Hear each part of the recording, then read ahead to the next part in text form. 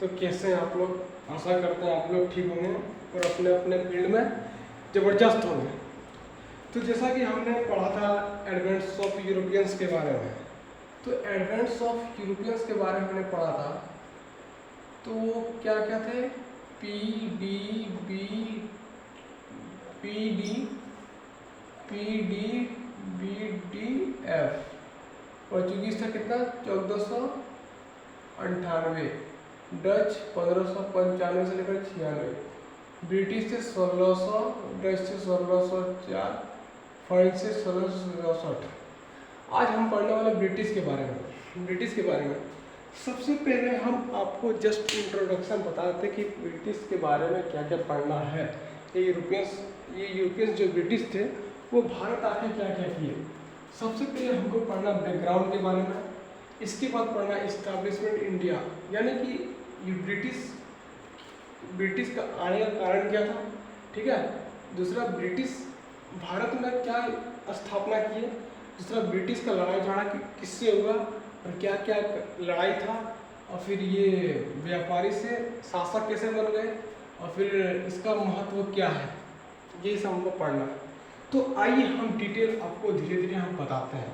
सबसे पहले आपको एक बार हम थोड़ा सा जस्ट इंट्रोडक्शन दे देते हैं कि बैकग्राउंड में क्या हुआ था। यूरोपियंस जो थे ना, यूरोपियंस पावर कौन थे? यूरोपियंस पावर थे पोर्चुगीज, डच, फ्रेंच, ब्रिटिश। ये सब भारत आए थे। किस लिए आए थे पता है आपको? ये सब भारत आए थे लूटने के लिए। भारत का जो वेल्थ है, पैसा, उसको लूटने के लिए आए थे।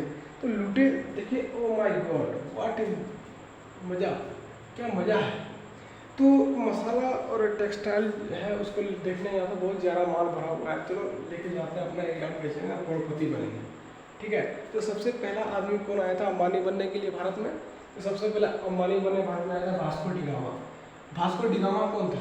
वास्को डी गामा 1498 में आया था पहली बार। वो एक क्या था? वो एक यात्रा करने वाला आदमी था जो कि इधर भारत आते रहता, ज़्यादा रहता था।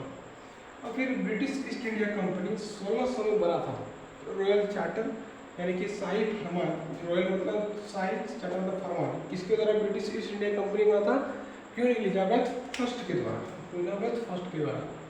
इसके बाद अब ब्रिटिश भारत में क्या क्या स्थापना किया।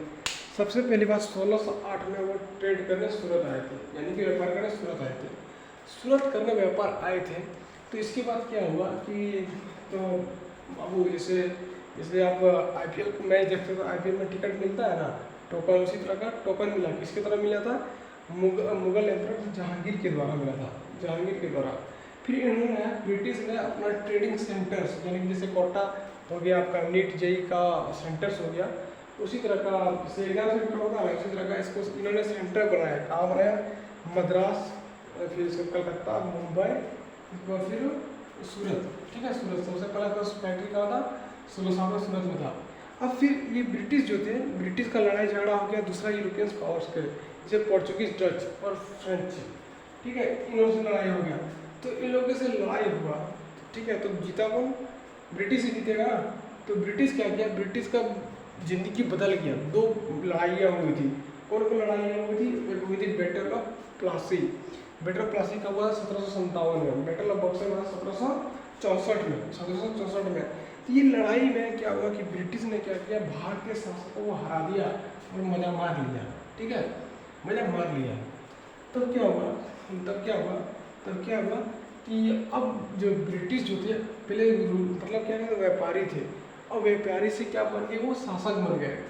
तो देखिए बहुत सारा जैसे वो मतलब अधिक से अधिक बैटल्स, यानी कि जो लड़ाइयाँ जीतते गए, तो जीतने के कारण क्या हुआ था? ब्रिटिश को दीवानी राइट्स मिल गया। दीवानी राइट्स, जैसे मान लीजिए कोई प्लेयर अगर अच्छा परफॉर्म करता है, उसे क्या होता है? मतलब मैच मिलता है।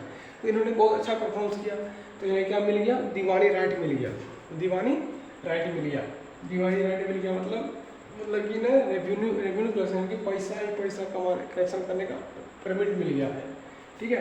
कहाँ इन्होंने किया पैसा कलेक्शन? बिहार, बंगाल और उड़ीसा में किया। अब सिग्निफिकेंस की बात करते हैं, यानी कि इसका महत्व क्या ब्रिटिश का। तो ब्रिटिश ईस्ट इंडिया कंपनी क्या करती है? धीरे धीरे भारतीय की जो जितनी भी जमीन है उन्हें कैप्चर करना चाहती है। कैप्चर करने के बाद क्या करता है? जो ब्रिटिश इंडिया कंपनी वो क्या करता है, ब्रिटिश कॉलोनियल रूल का स्थापना करता है। ब्रिटिश कॉलोनियल रूल का स्थापना करता है, कैसे कैसे स्थापना करता है, ब्रिटिश क्लासी की बात करता है। यानी कि British colonial rule, British colonial rule मतलब कॉलोनियल का मतलब होता है कि जो एक एक एक फॉरेन कंट्री दूसरे कंट्री पर शासन करे। जैसे फॉरेन कंट्री क्या हो गया, ब्रिटिश हो गया, वो इंडिया पर शासन कर रहा है। अब चलिए हम इसको डिटेल से आपको हम बताएंगे एक एक करके, एकदम देखिएगा ध्यान से।